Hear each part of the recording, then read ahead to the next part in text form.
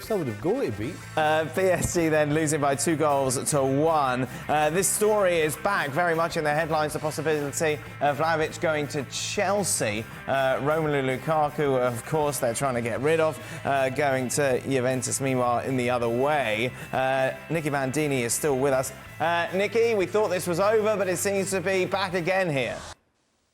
Yeah, it does. And at the moment, the noises are making it sound like what I'm hearing is making it sound like it's quite possibly on.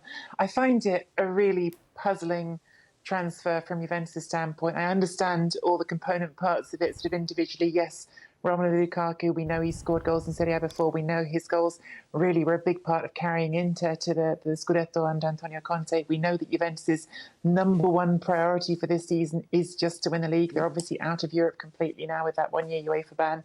So they've got a very single-minded focus to go and win the league. And we also know that Dusan Vlahovic, despite them spending 70 million euros to sign him, has been a bit of a disappointment. In a season and a half at Juventus, he scored as many goals as he did in his last half of a season at Fiorentina. So all of those reasons add up, but you still look at it and go, you're giving up a 23-year-old with so much potential, with bags of potential, who really, I think a lot of people look at and think, well, the reason you haven't scored a lot of goals is because Max Allegri refuses to play attacking football, insists on you playing with your back to goal, doesn't really know how to get the best out of you.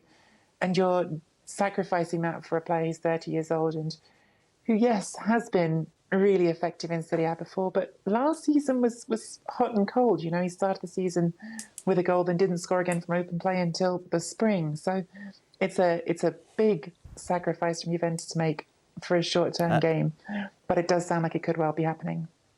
Oh, look who's here, the hardest working man in Vegas. Stuart Robson joins us as well. Well, that's bonkers The only Juve, hard-working really? man in Vegas. Well, you Well, never did any somebody's got hard to work work when you were hard. in Come on. Vegas. Hey. Yeah, exactly. You've been in those slot machines all day, haven't you? I tell you, man, bashing it in. Playing the blackjack, slot machines. He gets so angry. But, you know, dear. what's the Lukaku? I mean, Lukaku at this stage of his career to Juventus. I mean, I think that's even a difficult sell in his heyday.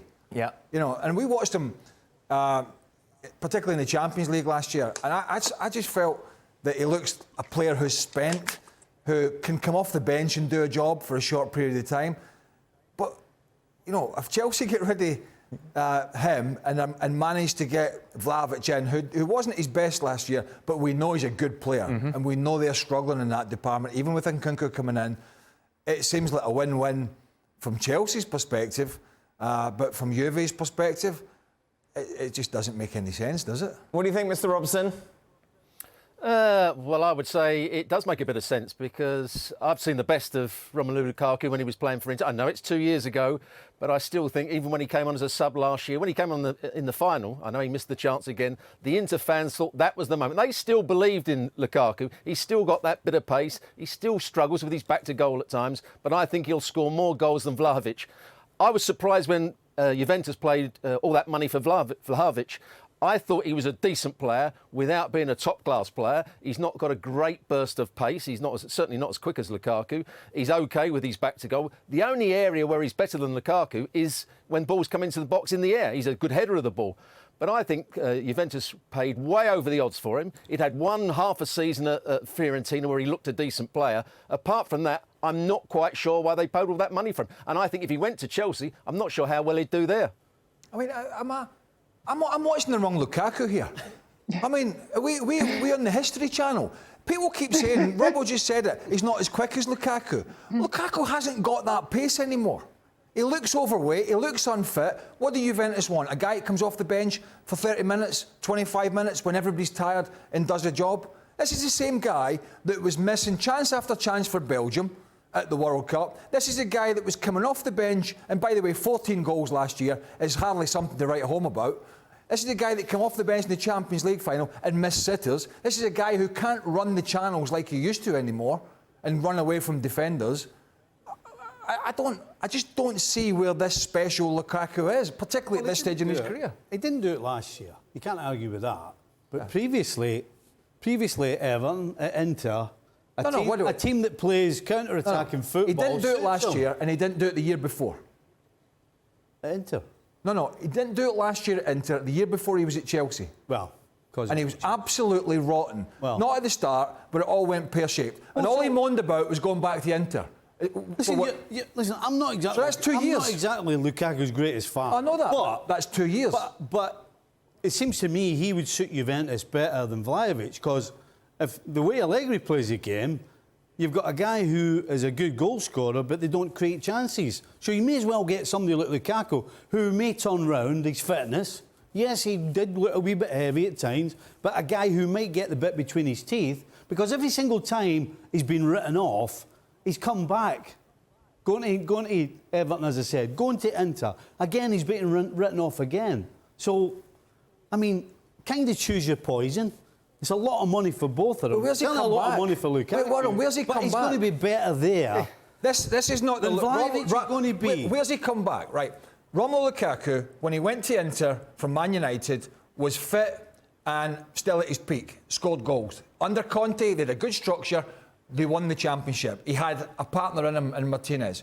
Where's this coming back? He went to Chelsea, it didn't work for him. He went back to Inter, he was okay, at best.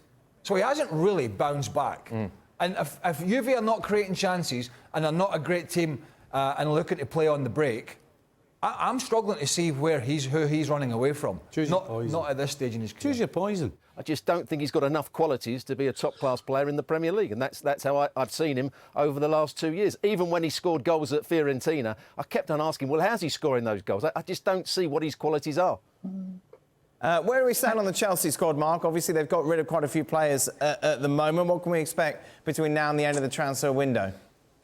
Just quite a bit more movement out, and I think the Lukaku thing it sums it up really. They're trying to be creative there, getting Lukaku out, and I think if they can get Vlahovic in, the thinking is that they've got rid of a player that is a big drain of the wage bill, doesn't really perform for them, and it's not really it's a no-lose situation by bringing Vlahovic in. But I think that's the idea with other players. I think they'll still do deals. I mean, every time I look online or pick up a paper, they're in for a new player. So today they've made a couple of moves. I think they need to settle down at some point, but I think Pochettino wants to get players out that aren't going to perform, and I think that's what they're going through. But where they're getting the money from, I mean, it's just endless spending, and I think they have to find a way to rein it in at some point. Pochettino not happy that there's too many players, isn't it, in the squad? We talked about this. Oh, they didn't know that. That was a shock. Where was he sitting when they were changing in the hallways at the training ground? We are 29 players here, and the squad is massive. We cannot have a massive squad. Players not involved, then it's going to create a mess. Maybe less is more and more is less. Oh, hey. We need 22, 23, 24 players with some younger, and that's it. I'm so sorry, because maybe the decision will be tough, but we need to build a good and balanced team who want to compete for things. Does they know that they've just actually got rid of a bunch of them as well? I know. Who could have seen this coming, Robbo? Well, I mean, Pochettino has changed his team in every pre-season game. He has no idea at the moment what his best team is, and I don't think he'll know that until October. All the other managers in the top positions, we know Eric Ten Hag, we know he's brought a centre forward. He knows what his best team will be. We know that Arteta knows exactly what his best team will be come the start of the season. Probably Eddie Howe knows what his best Newcastle team is. The two people that don't quite know what their best team is, probably Jurgen Klopp and particularly Pochettino. He's just trying out players at the moment. He's giving everybody a go. He won't know his best team till October, but they need a good start. Otherwise, I wouldn't say he's in trouble, but Chelsea will be in trouble for not just getting in the top 4, but getting in the top 6 or 8. October, eh? They've done well to get rid of what they've done so far, really, when you take a look at it from where we were at the start of the season. Absolutely. Yeah, in some sense, but it was crazy last year, wasn't it, in terms of the revolving door of people just coming in. But yeah, he's going to have to get to grips with that soon. Obviously, they got Dortmund tomorrow, but listen, pre-season's pre-season at the end of the day. The nuts and bolts of it are when the Premier League season kicks off. That's where Pochettino's going to be judged. But if he didn't know this was going to be a huge turnaround, a huge job beforehand, then he's come in sort of blindfolded. He must have known the problems that were going to be there.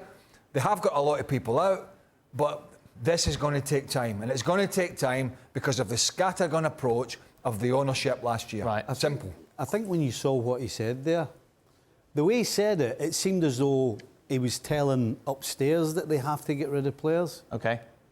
Whereas actually, what he needs to do is decide on his 22 or his 23. And unfortunately, But for The the Sour rest- Grapes gang is going to have to come into play. And he's going to have to make that decision. Because if he doesn't, then nothing's going to change. Well, thank you very much for watching ESPN on YouTube. For more sports highlights and analysis, be sure to download the ESPN app. And for live streaming, premium content, and let's not forget as well, ESPN FC 7 days a week. Subscribe to ESPN Plus.